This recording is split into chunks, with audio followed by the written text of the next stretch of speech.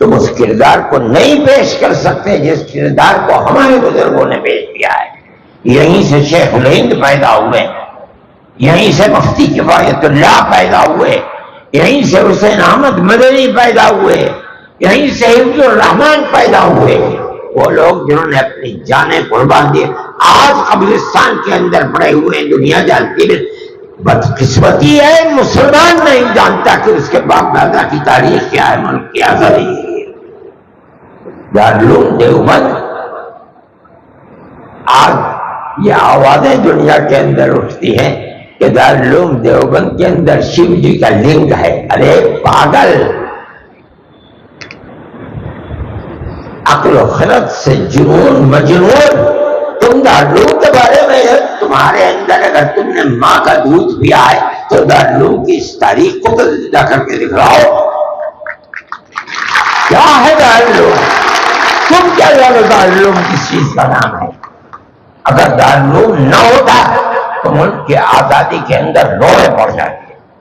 حضرت شیخ الہند رحمۃ اللہ علیہ نے ملک کے اندر باہر نکل کر کے افغانستان کے اندر آزاد حکومت قائم کی، اور ان کے ذہن کے اندر یہ بات نہیں تھی کہ ملک کے اندر حکومت مسلمان کی ہوگی۔ اس آزاد حکومت کے اندر سنو اس بات کو، مولانا عبید اللہ سندھی، مولانا برکت اللہ بھوپالی، اگر یہ لوگ اس حکومت کی بنیاد تھے تو اس کا صدر راجہ مہندر سنگھ پرتاپ کو بنایا تھا۔ اس کا مطلب یہ ہے کہ وہ ملک کے اندر مسلم حکومت نہیں بنانا چاہتے تھے، ملک کے اندر ملک کے بسنے والے ہندو اور مسلمانوں کی ملی جلی حکومت بنانا چاہتے تھے۔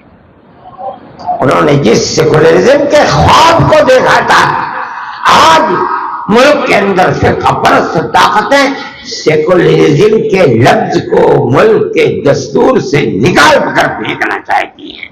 ہمارے اکابر نے ملک کے اندر سیکولرزم کا تصور دیا ہے۔ کون مائی کا لال ہے جو اس تاریخ کا مقابلہ کر لے یا اس کو ڈھکیل لے؟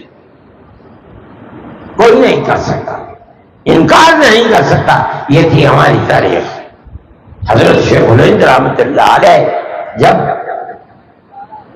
سعودی عرب سے طائف سے گرفتار کر کے اپنے ساتھیوں کے ساتھ مصر بھیجے گئے اور مصر سے اٹھا کر کے ان کو مالٹا کی جیل کے اندر بھیج دیا گیا، کانگریس کے لوگ جانتے تھے ان کی اس تاریخ کو۔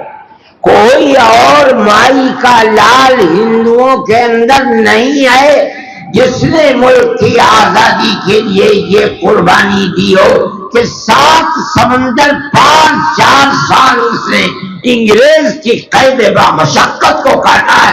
اگر کاٹا ہے تو دارالعلوم کے طالب علم نے کاٹا